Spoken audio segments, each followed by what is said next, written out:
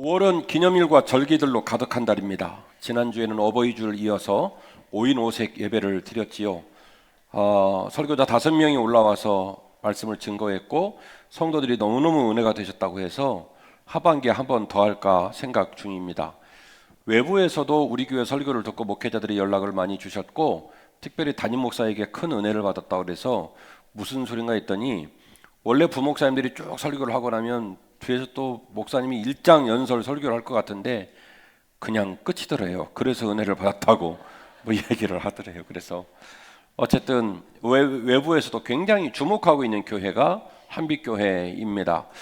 5월 달에는 행사가 많죠. 기념일도 많고 오늘은 스승의 주일이기 때문에 스승의 가치 또 스승의 주일날 우리가 생각해 봐야 될 중요한 내용들을 함께 나누고 또 그 말씀을 기반으로 우리 심령이 달라지고 또 우리 교회의 미래가 달라지는 은혜의 출발이 오늘 이 자리에서 시작되기를 주의 이름으로 축원합니다.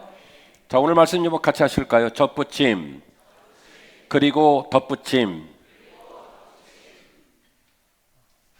저 위에는 참 아무튼 대단한 동네예요.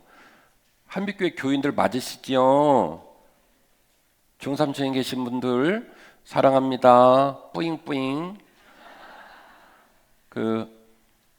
우리 예배 공간 배치상 위에 앉아 계시지만은 우리 공동체의 같은 영성을 꼭 나누셔야 돼요.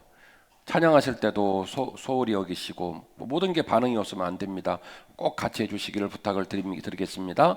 자, 같이 하실까요? 접붙임 그리고 덧붙임. 아멘. 오늘 말씀을 묵상하면서 그 귀한 은혜가 저와 여러분에게 풍성하게 넘치기를 주의 이름으로 축원합니다. 첫 번째 드릴 말씀입니다. 접붙임은 연약한 우리에게 용기를 주는 줄 믿으시기를 바랍니다. 접붙임은 연약한 우리에게 용기를 주는 줄 믿으시기를 바랍니다. 사도 바울은요, 다메섹 도상에서 주님을 만난 후에 약 30여 년을 이방 땅을 헤매면서 주의 복음을 증거한 특이한 사도입니다. 그래서 사도 바울은 자기의 신분을 뭐라고 표현하냐면 나는 이방인 전문 사도이다라고까지 말을 할 정도로 그의 남은 삶 전체를 이방 땅을 향해 바쳤지요. 그 땅에 교회를 세우고 그 땅에 신자들이 확산되는 것, 확장되는 것을 가장 소중한 사명으로 여겼던 사도가 사도 바울입니다. 그런데 말이죠, 사도 바울이 이처럼 평생 이방 땅을 향하여 이방인들을 섬기다가 순교한 것처럼 여겨지는 사도 바울이 그러면 동족, 자기 가족, 고향 사람들의 생각은 어땠을까? 놀랍게도 사도 바울은 이방 땅을 향해 주의 복음을 증거하고 분주하게 움직이는 와중에서도 동족들의 구원 문제와 자기의 동포들, 자기의 고향 사람들이 주 예수 그리스도의 은혜를 힘입어 주의 백성이 되는 일에도 굉장히 관심이 많았다라고 하는 것이죠. 이런 사도 바울의 마음은 사도 바울의 사역적인 태도가 이중적이고 통합적인 사역 태도를 갖고 있다라는 사실을 깨닫게 합니다. 사도 바울은 스스로 말하기를 나는 이방인 전문 사도이다 라고까지 말을 했으나 그러나 한편 마음으로는 여전히 동족들의 구원 문제를 놓고도 대단히 애통해하고 동족들의 구원받는 일에도 마음을 많이 썼던 사도 바울이었다라고 하는 것이지요. 오늘 본문의 말씀 이렇게 기록되어 있습니다. 17절 말씀인데요. 또한 가지에 얼마가 꺾이었는데 돌 감람나무인 네가 그들 중에 덧붙임이 되어서 참 감람나무 뿌리의 진액을 함께 받은 자가 되었다. 자, 무슨 얘기가 나오냐면 덧붙임 되었다라는 단어가 나오는데요. 본문의 말씀 24절 이르기까지 끊임없이 반복되어 나오는 단어가 뭐냐면 덧붙임이라는 단어입니다. 그래서 이 단어부터 설명을 하고 다시 본문으로 돌아오겠습니다. 덧붙임이라고 하는 단어는요, 어디서 나온 거냐면 이 농가에서 과수 농사를 짓는 농가에서 쓰는 용어입니다. 특정한 나무가 있는데 그 나무는 특징이 있어요.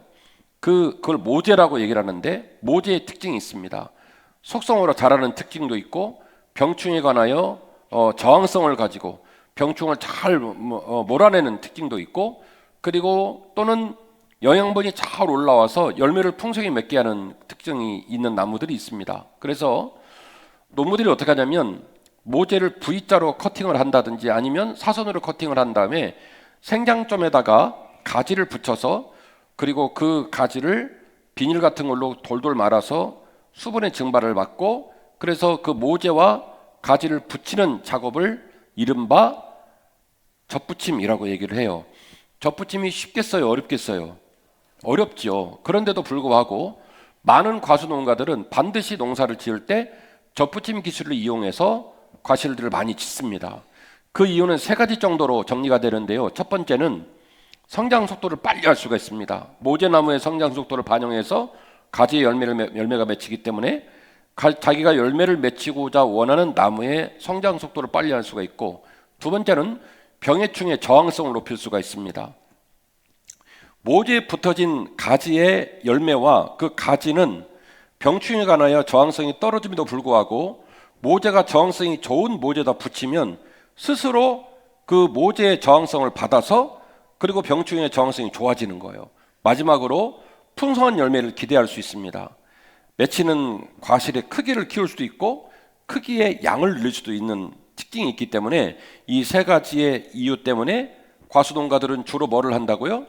접붙임일을 한다라는 얘기입니다. 그러니까 사실은 모제의 특성이 어디에 반영되냐면 가지에 반영이 되는 농사 방식이 접붙임이라는 농사 방식이죠. 이해하셨죠? 자, 그 얘기를 중심으로 다시 본문으로 돌아가 보겠습니다. 로마서 1장 17절 말씀은 이렇게 말을 합니다. 모제인 나무가 있는데 그 모제인 나무의 이름은 참 감람나무이고 그 참 감람나무 가지가 어느 이유로 말미암아 꺾이게 되었다는 거예요. 그리고 그 꺾인 그 모제인 감람나무 가지 자리에 누가 들어갔냐면 돌 감람나무 가지가 접붙임 바되어 들어가게 되었다. 이 표현을 쓰는 거예요. 참 감람나무와 이 돌 감람나무는 비유입니다. 참 감람나무와 돌 감람나무를 비유할 때 어떤 비유를 썼냐면 참 감람나무는 자기 동족 유대인을 말하는 거고요. 돌 감람나무는 이방인을 말하는 겁니다. 하나님의 복음이 원래 하나님의 택한 백성 이스라엘을 향하고 있습니다. 결국 이사야서를 비롯한 구약의 모든 본문들이 그 민족을 구원하고 그 민족에게 복음을 증거하는 메시아의 오심을 예언하고 있는 상황인데, 그래서 원래 복음은 누구를 향한 거냐면 당신의 택한 백성 참 감람나무를 향하고 있었다는 것이죠. 그런데 참 감람나무가 예수 그리스도를 거절하고 믿음을 거절하고 예수 그리스도와 함께 동행하는 결정을 못 내리는 상황 속에서 오늘 표현으로 말하면 참 감람나무 가지가 어떻게 해요? 부러지게 되었고, 부러진 참 감람나무 자리에 누가 들어가냐면 생뚱맞은 이방인 돌 감람나무가 접붙임 되어서 그 돌 감람나무가 참 감람나무의 영향력과 진액을 받아서 풍성한 열매를 맺게 되었다는 거예요. 그래서 접붙임의 역사는 어떤 결과를 초래하냐면 상생하는 풍성한 열매를 기대하게 되는 겁니다. 자, 그런데 18절 말씀이 이어지는 본문에 이렇게 기록되어 있습니다. 그 가지들을 향하여 자랑하지 말라. 구역 성경 표현으로 뭐라고 말하면 자긍하지 말라고 했어요. 교만하지 마라, 자랑하지 마라. 참 감람나무인 모제인 유대인들을 무시하지 말라. 자랑할지라도 네가 뿌리를 보존하는 것이 아니요, 뿌리가 너를 보존하는 것이기 때문에 그렇다라는 얘기예요. 맞습니다. 이방인이 복음을 받아들였습니다. 믿음의 결단을 했습니다. 그래서 이방인의 가슴에 복음이 들어오고 이방인의 삶에 예수 그리스도의 풍성한 열매가 맺혔습니다. 그래서 이방인이 말합니다. 유대인들 별것도 아니야. 걔네들은 예수 그리스도를 거절했어. 우리가 예수를 믿음으로 말미암아 구원받았어 라고 그들 앞에 자만하거나 자랑하지 말라는 거예요. 왜냐? 너희들이 열매를 맺는 그 모든 진액이 사실은 너희들로부터 나오는 게 아니라 어디부터 나오는 거라고요? 참 감람나무인 유대인으로부터 나오기 때문이다. 막상 예수 그리스도를 영접하고 교회를 세우고 하나님을 이해하고 하나님에 관한 책을 낭독하고 그걸 들고 다니고 은혜를 받고 하나님을 깊이 알아가는 삶의 깊어짐은 결국 그 모든 에너지를 누가 전해준 겁니까? 참 감람나무인 유대인의 역사 가운데 그 모든 게 담겨져 있다는 것이죠. 그래서 바울은 말합니다.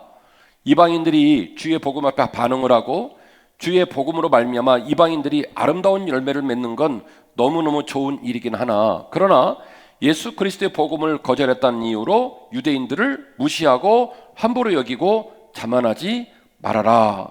이 이야기를 로마서 11장 말씀을 통해서 전해주고 있는 것입니다.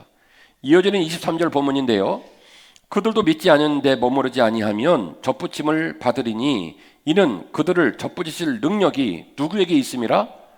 그 능력이 누구에게 있음이라? 하나님에게 있음이라. 비록 참 감람나무임에도 불구하고 예수 그리스도를 거절하고 믿지 아니함으로 말미암아 그들이 접붙임의 역사를 경험하지 못하고 하나님의 능력의 열매를 맺지 못하였으나 하나님이 얼마나 참 감람나무를 사랑하시는데 그들에게도 복음이 들어가고 그들에게도 마음을 열어 복음을 영접하는 사건이 벌어지면 그들에게도 접붙임의 역사가 나타나게 될 것이다. 왜냐하면 그 능력이 누구에게 있기 때문이라고요?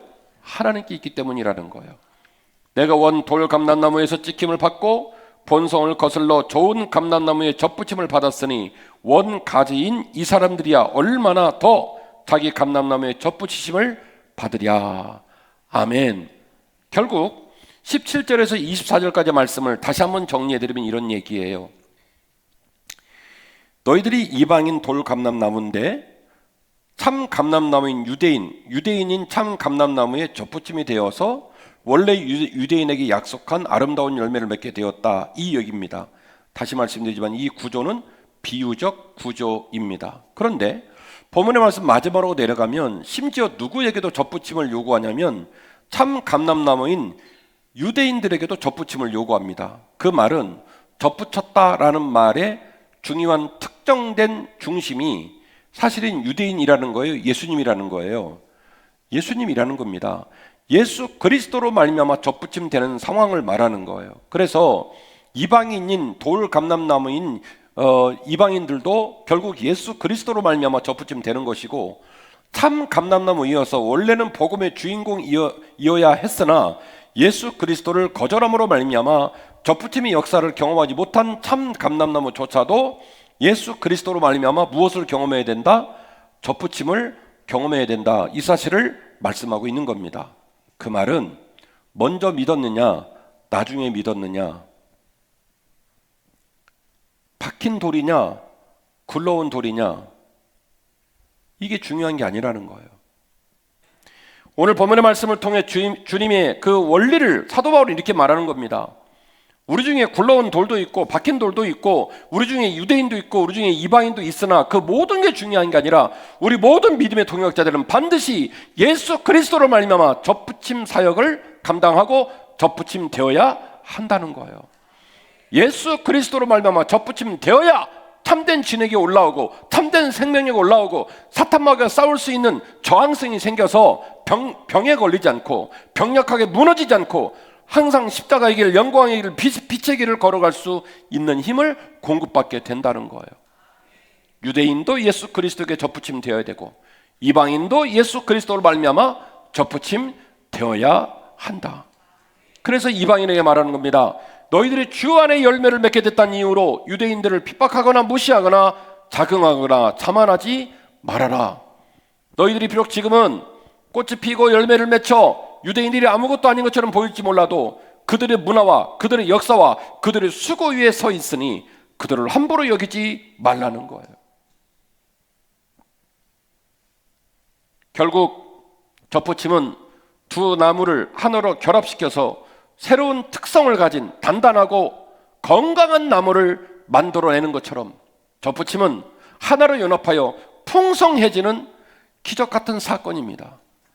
한빛교회가 잘 비벼진 비빔밥 같은 교회 되시기를 주의 이름으로 축원합니다.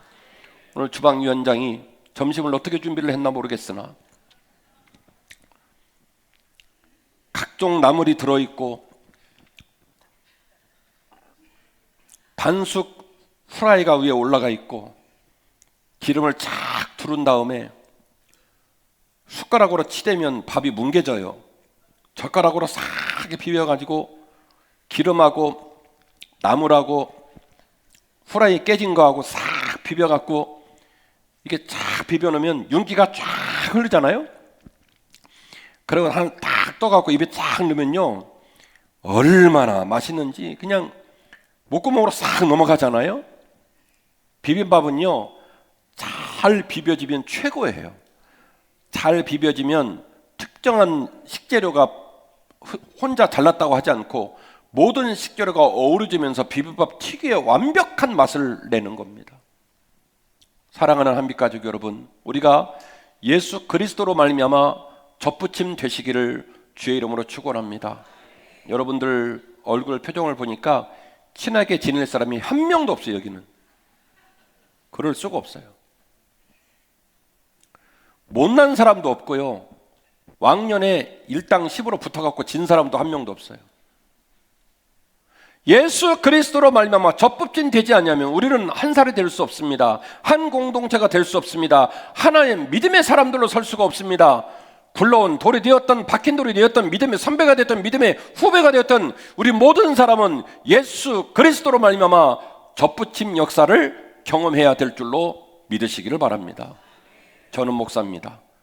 우리 예배당 앞에는 장로님들이 계시고 권사님, 안수집사님, 많은 믿음의 동역자들이 계십니다마는 우리 모든 사람이 열매를 맺히기 위하여, 우리 모든 사람이 존경받는 삶을 살기 위하여 반드시 잊지 말아야 될 것은 예수 그리스도로 말미암아 접붙임 받아야 한다. 바울이 주장하고 있는 것처럼 예수 그리스도로 말미암아 예수 그리스도의 힘으로, 그 은혜로, 그 공로로 접붙임 되어지면 풍성한 열매를 맺게 될 거라는 거예요. 사탄과 싸워 이길 수 있다는 거예요. 얼마든지 그분의 능력으로 우리가 원하는 목적지까지 거침없이 나아갈 수 있다는 거예요. 그 귀한 접붙임 속에서 꿈과 소망을 품는 저와 여러분 되시기를 주의 이름으로 축원합니다. 두 번째로, 덧붙임은 버틸 수 없는 우리에게 버틸 수 있는 힘을 주십니다. 바울은요, 방종 및 우상 숭배에 넘어진 고린도 교회 성도들을 향하여 다음과 같이 권면합니다. 고린도전서 10장 21절 말씀인 10장 12절 말씀인데요, 선줄로 생각하는 자는, 섰다고 생각하는 자는 넘어질까 조심하라. 교회가 세워지고 교회 안에 질서를 따라 직분들이 세워지고, 그리고 어쨌든 그 교회 주인 되었다, 내가 믿음으로 봐서는 명품 믿음이 되었고 선배 지경에 섰다라고 생각하는 자는 스스로 섰다고 생각했을 때 넘어질까 염려하고 조심하라는 거예요. 여러분, 이 사도 바울의 경고는요, 우리의 신앙이 얼마나 연약하고 교만한지를 점검하라는 얘기예요. 그걸 지적하고 있는 얘기예요. 고린도후서 12장 8절 말씀인데요, 이것이 내게서 떠나가기 위하여 내가 3번 주께 간구하였더니 나에게 이르시기를 내 은혜가 내게 족하다. 이는 내 능력이 약한 데서 온전하여 짐이라 하신지라. 그러므로 도리어 크게 기뻐함으로 나의 여러 연약한 것들에 대하여 자랑하리니 이는 그리스도의 능력이 내게 머물게 하려 함이라. 그러므로 내가 그리스도를 위하여 약한 것들과 능력과 궁핍과 박해와 곤고를 기뻐하노니 이는 내가 약한 그때의 강함이니라. 할렐루야. 여러분, 제가 주보를 들고 있는데요, 여러분, 이 주보를 찢으면 찢어져요? 찢어지죠. 어렵게 찢어집니까? 쉽게 찢어집니까? 쉽게 찢어집니다. 그런데 우리 사랑하는 박봉영 목사님께서 예배 끝나고 여기다가 풀을 칠해가지고 이 풀칠한 주보를 여기 나무에다가 발라놨어요. 그래서 이 종이에 나무가 덧붙임 됐어요. 이 종이에 나무가 덧붙임 되었습니다. 다시 여쭙니다. 이 종이 찢어요, 못 찢어요? 못 찢어요. 왜 못 찢죠? 이 종이에 나무가 덧붙여 있기 때문입니다. 종이는 여전히 종입니다. 그런데 종이에 나무가 덧붙여지면 종이는 무슨 특징을 갖게 되냐면 나무의 특징을 갖게 됩니다. 왜냐하면 나무와 지금 덧붙여 있기 때문에, 나무와 덧붙여 있기 때문에 종이임에도 불구하고 나무처럼 단단해져요. 종이임에도 불구하고 나무의 강도를 발휘할 수가 있습니다. 본인은 나무인 적이 없거든요. 그런데요, 어떻게 되어서요? 나무에 덧붙여질 때에 나무의 특징을 갖게 되는 겁니다. 고린도서 12장 8절 이하에 보면 이렇게 말하고 있습니다. 바울이요, 목회를 하면서 너무 아팠대요. 제가 이전 설교를 말씀을 드렸습니다마는 여러 가지 그 질병의 징후들에 관하여 학자들은 말을 합니다마는 꼭 맞출 필요는 없어요. 그 아픈 것 때문에 힘들었다는 것만 생각하면 됩니다. 너무너무 힘들어서 3번이나 사도 바울이 하나님께 기도했다는 거 아닙니까? 제발 이 병 좀 내 몸에서 떠나가게 해달라고, 나 좀 놓아달라고 그렇게 얘기했는데 하나님이 뭐라고 말씀하셨냐면 네 은혜가 족하다. 얘야, 내가 너를 통해 많은 일들을 하고 내가 너에게 많은 은사를 주었고 내가 너에게 많은 능력을 주었는데 그걸로 부족하냐? 너 좀 아프지만, 그게 불편하지만 그 아픔과 불편함을 네 몸에 장착하고 살아가는 노정 속에서 항상 나를 기억했으면 좋겠다. 네가 비록 약하지만, 네가 비록 부족하지만 나에게 덧붙어 있으면 너의 약함이 오히려 강함이 될 수 있기에, 너는 약하나 내가 강함으로, 너는 부족하나 내가 완벽함으로, 네가 부족함 가운데 있어도 네가 완벽한 삶을 살 수 있기 때문에 질병이 떠나가느냐 이게 중요한 게 아니라 네가 나에게 덧붙여 있느냐, 이게 훨씬 더 중요하다. 그래서 바울은 말합니다. 나의 여러 연약한 것들에 대하여 이제는 자랑하게 되리니 이는 그리스도의 능력이 내게 머물게 하려 함이라. 내 능력이 아니라 누구의 능력이요? 예수 그리스도의 능력. 나는 비록 약하지만 그분이 강하시기에 모든 능력, 궁핍, 박해, 곤고 모든 것들을 이길 수 있으니 이는 내가 약할 때에 그가 강하시기 때문이다. 할렐루야. 스스로 선 자는 넘어질까 주의하라는 말은, 사람은 스스로 설 수 없고 스스로 믿음의 길을 완주할 수 없고 스스로 하나님께 영광을 돌릴 수 없더라는 거예요. 한 발 잘못 디디면 그동안 애쓴 모든 것들이 수포로 돌아갑니다. 그래서 바울은 말합니다. 나는 내가 연약할 때 오히려 하나님 앞에서 기뻐할 것이다. 왜냐? 내가 약할 때 그분이 강하시기 때문이다. 고린도후서 4장 7절 이하의 본문이네요. 우리가 이 보배를 질그릇에 가졌으니 이는 심히 큰 능력은 하나님께 있고 우리에게 있지 아니함을 알게 하려 함이라.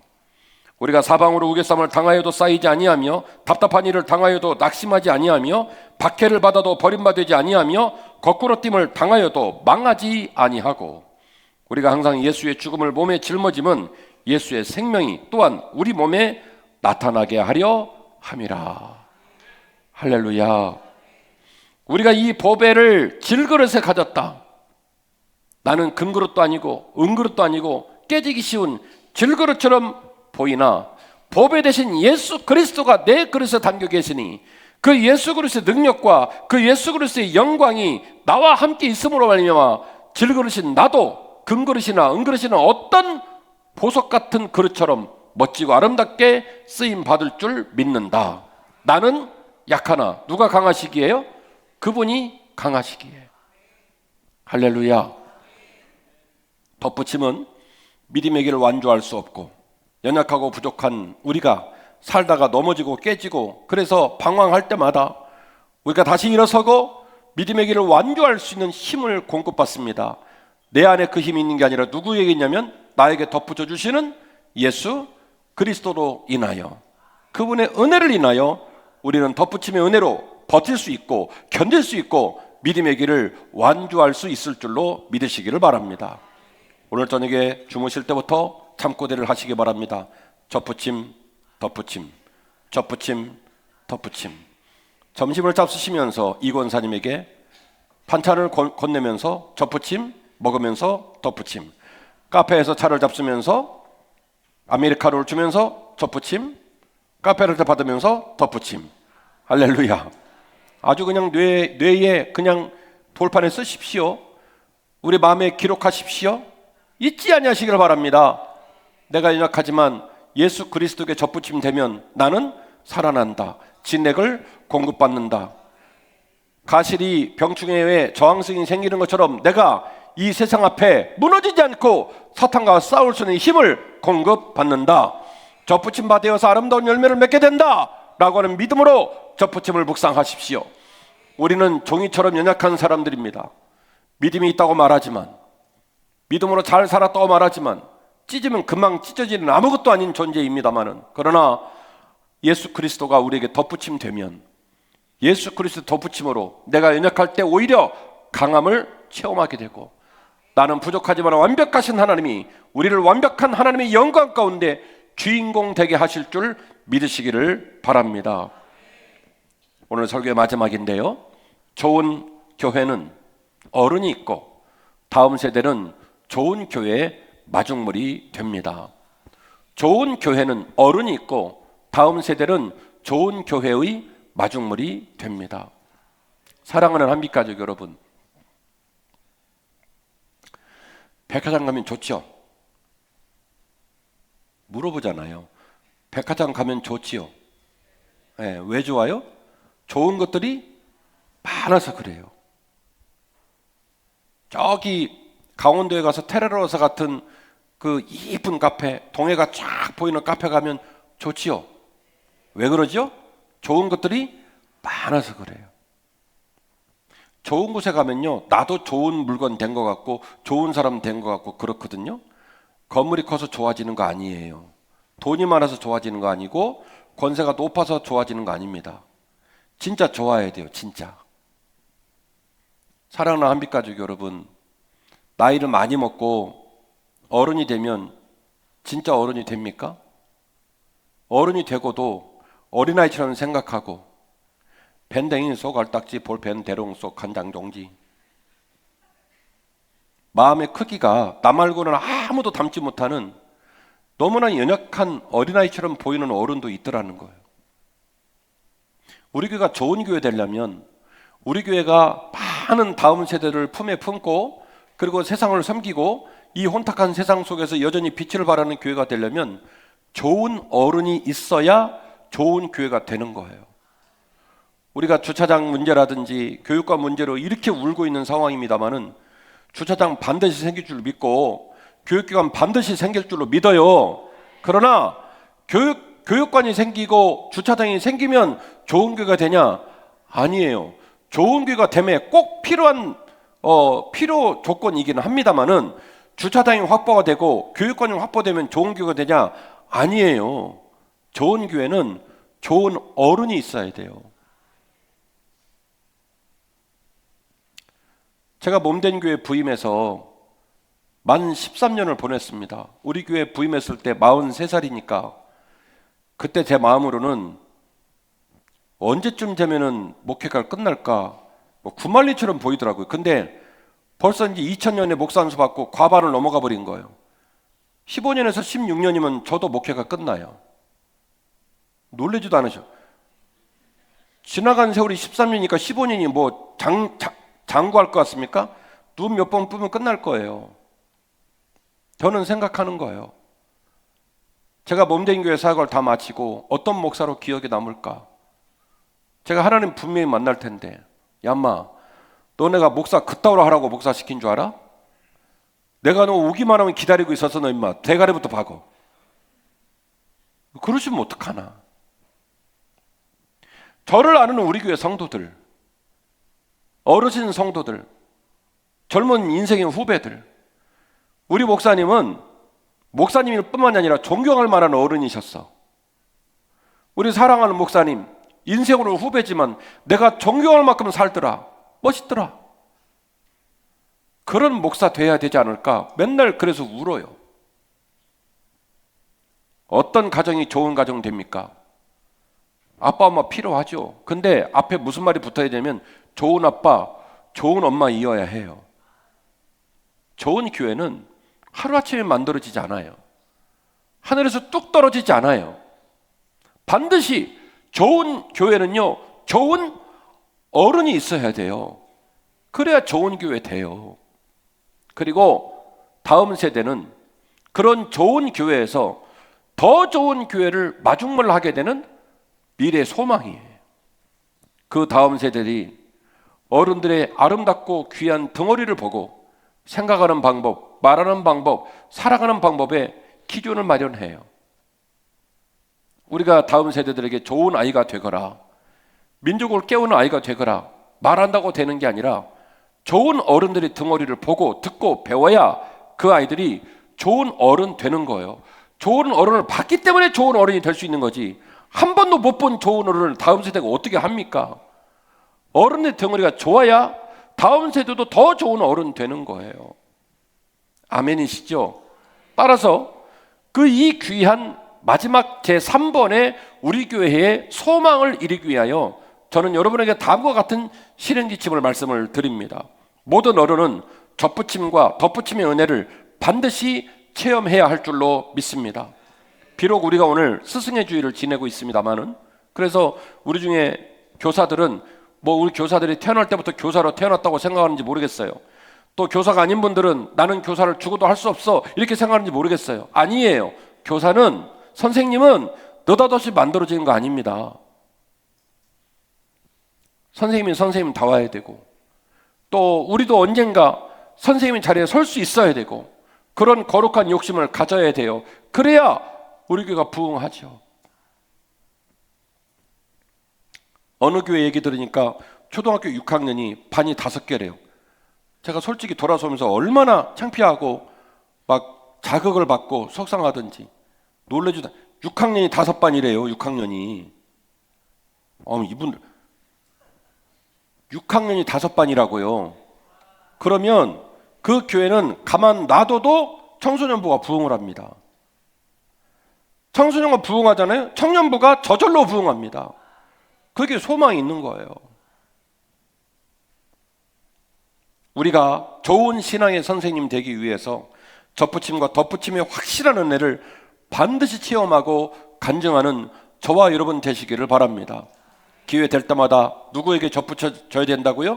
예수 그리스도에게 접붙임 받아야 돼요. 내 거 말고 누구 거 받아야 돼요? 예수님 거.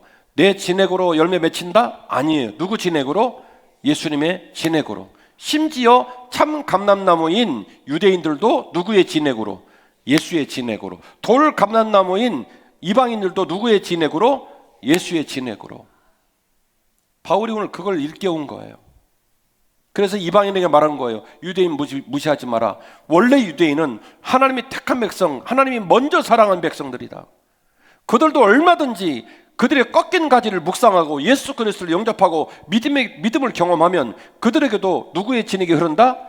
예수님의 진액이 흐른다. 사랑하는 한빛가족 여러분, 어떤 모양, 어떤 모습이 되더라도 열심히 예수의 진액을 공급받는 접붙임의 역사가 우리 모두에게 있기를 주의 이름으로 축원합니다.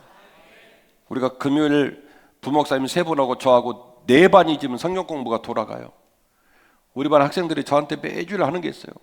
선생님, 좀 빨리 끝내주면 안 돼요? 그러는 거예요. 전 못 들은 척하고 계속해요. 귀에 빵꾸가 나버리도록.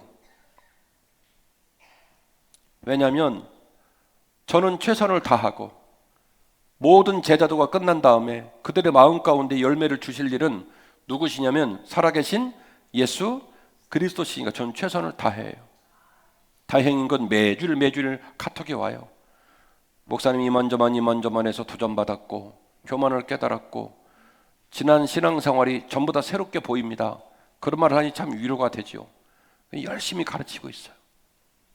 수요형성 집회에서 지난주에 제가 또 찬양인도 하는데 얼마나 찬양인들을 시게 했는지 그날 밤에 자는데 밤새 찬양을 부르고 그냥 잠꼬대를 하고 막 이랬다는 거 아니에요? 뭐라도 해보려고 좀 난리를 치는 거예요. 100만 년 만에 기타를 쳤더니 손가락이 부어가지고 그래도 하는 거예요. 여러분의 영적 자양분을 위하여 일어나시기를 바랍니다. 여러분이 믿음으로 살아나기 위하여 몸부림치기 바랍니다. 가만히 있으면 강으로 흘려가는 거예요. 내 자리를 지키지 못해요. 일어나셔서 반드시 접붙임과 덧붙임의 놀라운 간증이 저와 여러분에게 있기를 주의 이름으로 축원합니다. 모든 어른은 다음 세대에게 접붙임과 덧붙임의 은혜를 흘려내려 보내야 돼요. 다음 세대는요, 부서지기 쉬운 유리그릇이에요. 다음 세대는요, 무너지기 쉬운 모래성이에요. 그러나 다음 세대는 미래를 알 수 없는 위대한 희망입니다.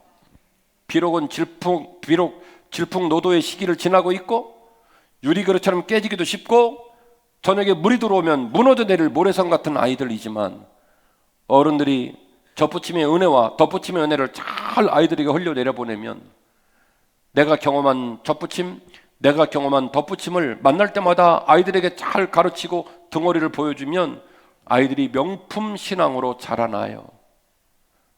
참된 신앙인은 새치 혀끝에 말로 되는 문제가 아니에요. 그들에게 덧붙임의 은혜와 접붙임의 은혜를 흘려내려 보내야 된다라고 하는 것입니다. 우리가 그들에게 덧붙임이 되어서 그들의 바람막이가 돼줘야 돼요. 질풍노도처럼 지나는 아이들이 와서 쉴 수 있도록 그 아이들이 그 전도사님과 그 목사님과 그 선생님의 사랑으로 돌봄을 받고 용기를 받을 수 있도록 우리 교회가 도피성, 피할 방주, 그리고 새로 용기를 얻을 수 있는 회복의 터전 되기를 주의 이름으로 축원합니다. 제가 중학교 다닐 때 우리 학생부는요 340명 정도 됐습니다. 여기만 놀라서 고마워요. 340명. 그러니 뭐 학생부가 엄청 부흥을 하죠. 왜 부흥을 했을까? 제가 경험한 얘기를 할게요. 선생님이 우리 반 선생님은 장로님이셨어요.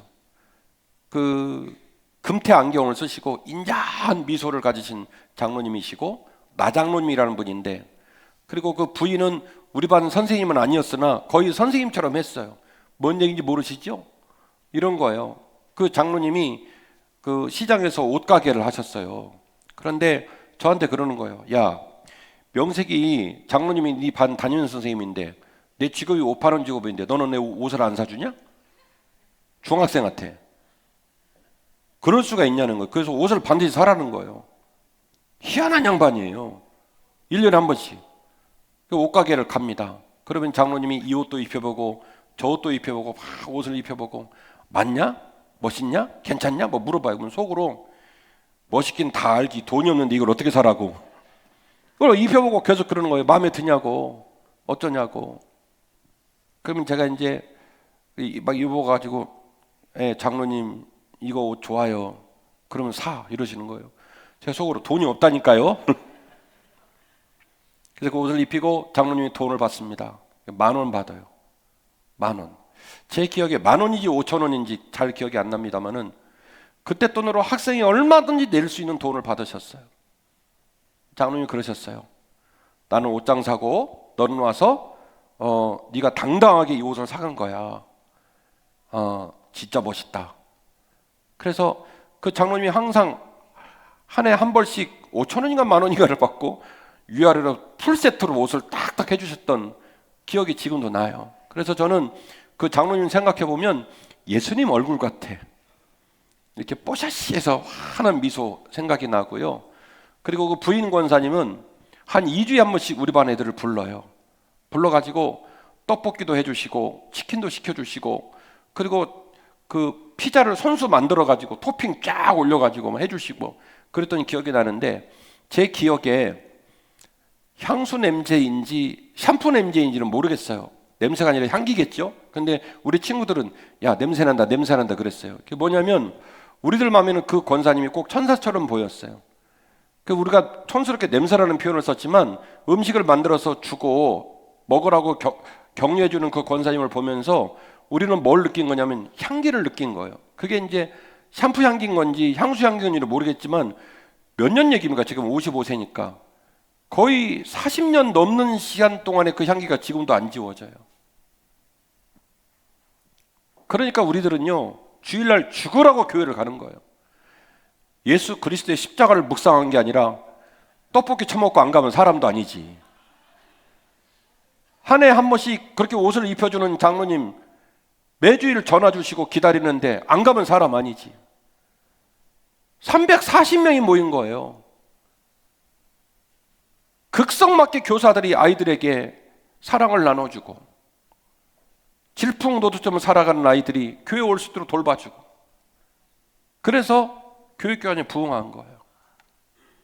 그러니까 저는 지금도 그 나장로님 부부가 지금도 제 마음에 생각이 많이 나요. 저는 23세에 동대문에 있는 모 교회에서 전도사를 했습니다. 23세인 신학생은 전도사를 할 수 있는 나이가 아닙니다. 우여곡절 끝에 했죠. 과거에 말씀드렸던 것처럼 23살짜리 전도사가 뭐를 알겠습니까? 그러나 장로님, 권사님, 집사님들한테 빈축사는 어이없는 전도사 되고 싶지는 않았어요. 그 젊은 마음에. 그래서 서울신학대학에서 역곡역에서 1호선을 타고 1시간 50분을 가서 동대문 교회 창신동이 가파릅니다. 그 교회 가서 사무실 옆에 방에다가 창고에다가 재활용 센터 가서 매트리스 하나를 구해다가 그걸 몽둥이로 때려가지고 먼지를 빼고 그 위에다가 이불을 얹고 거기서 잤어요. 금요일 저녁, 토요일 저녁 이틀을 자고 주일날 저녁에 다시 부천으로 돌아오는 거예요. 그렇게 그 교회를 섬겼어요. 그런데 말이죠, 주일날 오전에 새벽에 꼭 그 교회 사찰 권사님이 이렇게 쟁반에다가 돼지 두루치기 하고, 생각나네, 이 밥을 꼬봉으로 하고, 그리고 찌개하고 반찬해갖고 갖고 오셨어요. 권사님, 죄송하게 왜 이러세요? 그랬더니 그분이 그러는 거예요. 전도사님은 저한테는 아들뻘이십니다. 제가 제 새끼 밥을 먹이고, 전도사님 3층에 있는데 제 새끼 밥을 먹이고 전도사님을 굶깁니까? 그건 사람도 아닙니다. 전도사님 아들뻘인데 권사님 밥이 너무 많아요. 그랬더니 그 나이는 쇠도 씹어 먹을 나이인데 이게 뭐가 많냐고, 이만큼 밥심으로 일하는 거지. 그래서 권사님이 꼭 아침마다 저에게 밥을 갖다 주셨어요. 그래가지고 그 권사님이 그 교회를 제가 사임할 때까지 밥을 주셨어요. 한 권사님이신데 지금도 그 권사님이 생각이 나요. 창신동이 가파라요. 그러니까 그 권사님이 있던 지하 1층하고 제가 있던 3층하고 계단이 가파르니까 밥 챙겨 갖고 올라오기가 쉽지가 않아요. 근데 한 주도 거르지 않고 밥을 챙겨 주셨어요. 제 입장에서는 너무 송구하지만 당시 그 목사님 때문에 제 사역에 힘을 받은 게 아니라 그 권사님의 밥 때문에, 밥심으로 힘을 받은 거예요. 덧붙임. 23살짜리 총각 전도사가 뭐가 있어요? 양복도 없어가지고 반팔, 그 동대문, 우리 원로 목사님 잘 아시겠지만 그 창신시장에 평화시장이랑 옷 파는 데 많아요. 거기서 와이셔츠 하나 사고 넥타이 하나 구해가지고 입고 설교하다가 혼났어요. 요즘 젊은 사람들이 더운 거 싫어하는 줄 알지만 어떻게 설교를 양복도 안 입고 하냐고. 그래서 제가 목사님한테, 목사님 제가 양복이 없어요. 그랬더니 그 목사님께서 그럼 내가 입던 양복을 줄라니까 늘려서 입으라고. 근데 그 목사님이 저하고 한 15cm 차이 나시거든요. 그러니까 이런 생각, 저런 생각 나는데 생각해보면 저한테 지금까지 기억에 남는 분은 그분이에요. 그 한 권사님이 마지막 사임하고 올 때까지 밥을 챙겨주셨어요. 사랑하는 한빛가족 여러분, 우리 교회가 명품교회, 성도들이 집에 가서 일하다가 세상에서 상처받고 어떤 일을 할 때 목회자도 그렇고 성도도 그렇고 우리 교회 참 좋다, 주일날 가보고 싶다, 말씀 들으러 갈 때 가슴이 뛴다, 장로님 만나는 게, 권사님 만나는 게 참 보람이 있다 하려면 우리 모든 성도의 가슴에 예수님의 피가 흘러야 해요. 예수님 피가 흐르려면 예수님께 접붙임 되어야 하고요. 그리고 우리가 여전히 부족한 사람들이기 때문에 서로 예수 그리스도의 본드로 말미암아 덧붙여줘야 해요. 유리그릇 같은 우리 아이들, 모래성 같은 아이들, 아직은 아무것도 잃은 것이 없지만 선생님이 그들에게 덧붙임이 되면, 바람막이가 돼주면 그 안에서 애들이 자랍니다. 비록 아무것도 내놓을 것 없는 철부지 아이들이지만 그 철부지 시기에 겪었던 선생님, 장로님, 권사님의 그 아름다운 모습은 그 아이가 나중에 어른이 되어서 늙어 죽을 때까지 그 스승님의 덩어리를 잊지 못하게 하는 진한 감동으로 남아요. 직분만 난무하는 교회가 아니라 그 직분에 담겨진 폭발적 신앙의 에너지, 예수 그리스도의 뜨거운 핏값, 그리고 주님 성품을 닮은 아름다운 인격으로 우리 몸된교회를 섬겨 나가게 될 때에 우리 교회 좋은 교회 되게 될 줄로 믿습니다.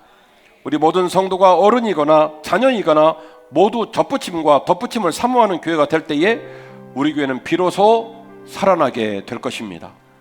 우리 모든 성도가 좋은 어른을 꿈꾸고 자녀에게 접붙임과 덧붙임의 모재요 바람막이가 될 수 있다면 우리 교회는 세상의 우겨쌈 속에서도 여전히 빛나고 향기로운 교회가 될 줄로 믿습니다. 접붙임, 그리고 덧붙임은 우리의 신앙 고백이요 우리의 위대한 사명입니다. 예수 그리스도에게 접붙임 받읍시다. 예수 그리스도와 함께 덧붙여 지십시다. 그러면 내가 살아요. 그러면 우리 가정이 살아요. 그러면 우리 교회가 살아요. 그러면 우리 교회 다음 세대들이 좋은 어른의 덩어리를 보면서 접붙임의 은혜를 공급받고 덧붙임의 은혜를 공급받고 진짜로 주님이 기뻐하실 만한 멋진 하나님의 아들과 딸들로 자라나게 될 줄로 믿고 그 믿음의 길을 뚜벅뚜벅 잘 걸어가시는 저와 여러분이 되시기를 주의 이름으로 축원합니다.